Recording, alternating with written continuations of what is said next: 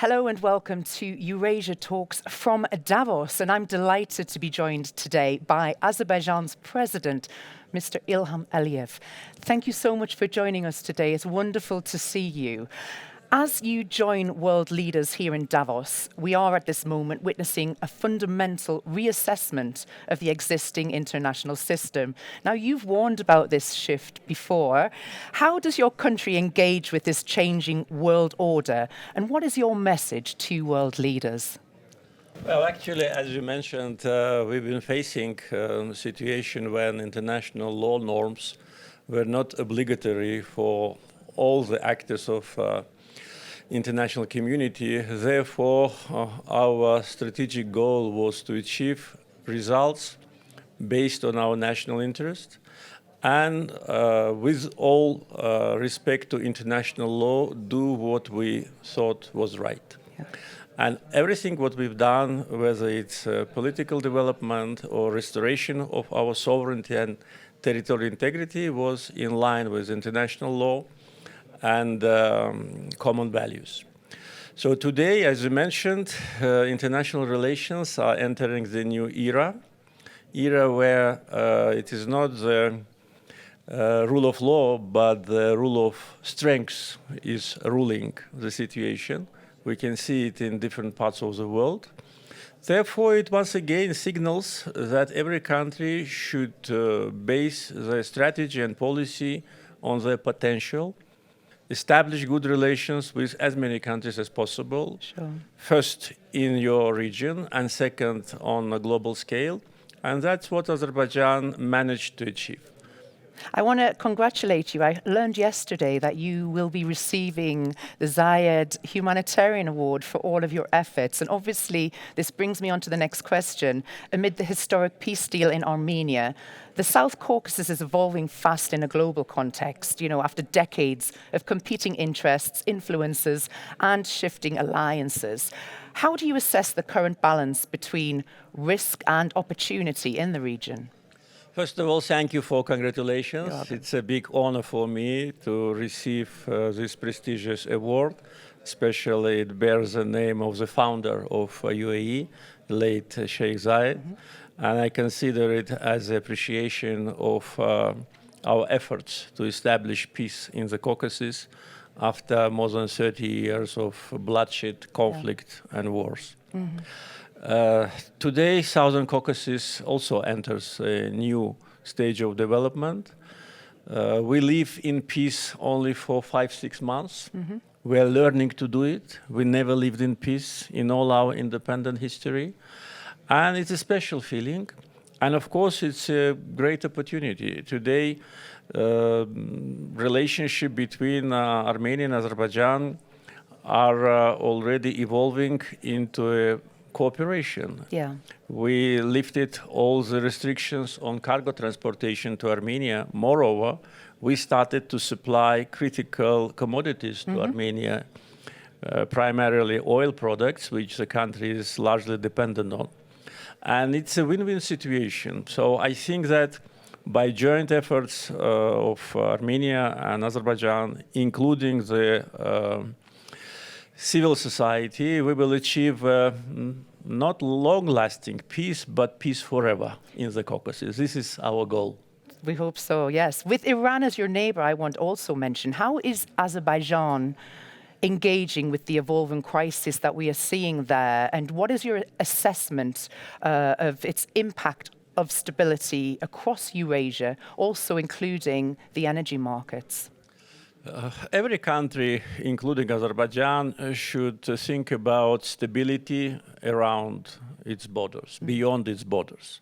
With respect to Azerbaijan, we do not have any potential risks inside the country. Mm-hmm. All the potential risks can come from outside. Okay.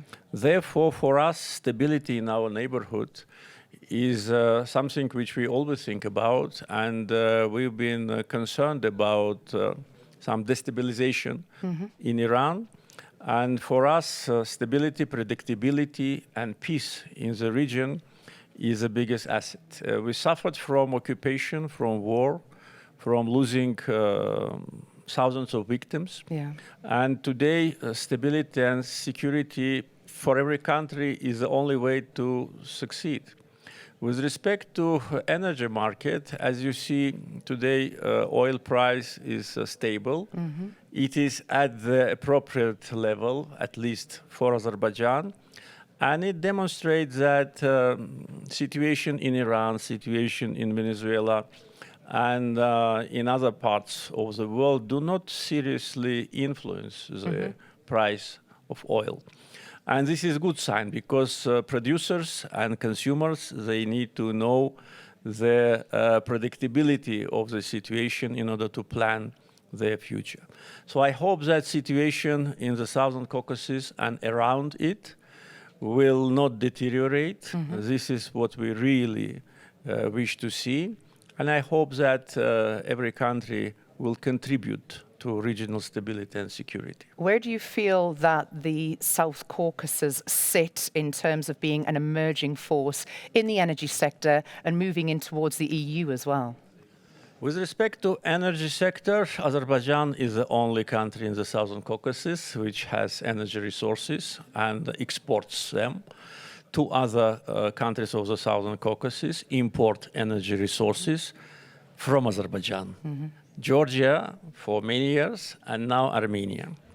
And with respect to Europe and European Union, our energy cooperation is growing. Yes. We already supply natural gas to 16 countries, and 10 of them are members of European Union. So by this coverage, by geographical coverage of supply of pipeline gas, Azerbaijan is #1 in the world. We have resources, we have transportation system, modern pipelines. We have good relations with many European countries. And for them, it's a way to strengthen the energy security. For us, it's opportunity to sell our resources on the premium market. Though we sell gas not only in Europe, we started also to export gas to Syria recently. Yes. But European market, of course, is the best from point of view of prices. How do you feel and how do you react to this constant criticism of Azerbaijan from the EU Parliament? Well, we do not react any longer. Very diplomatic answer. Yeah, we stopped reacting. We did react in the past. But of course, it's so obvious that this bias situation to Azerbaijan is generated by special lobbying groups, by special forces, which cannot digest Azerbaijan's independent policy. So we actually, for many years, already stopped any cooperation with European Parliament and also with the Parliamentary Assembly of the Council of Europe. We cooperate with European Commission, and for us, it is enough.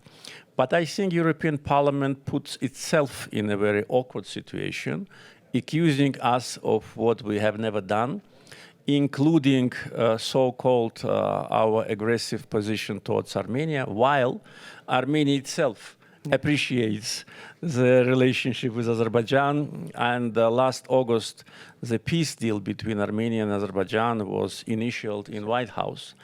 So I hope that members of European Parliament will find the courage to reconsider their unfair policy towards Azerbaijan. Mr. President, always a pleasure talking to you. Thank you for joining us on Euronews this morning. Thank you for the invitation. Thank you. Always a pleasure. Thank you.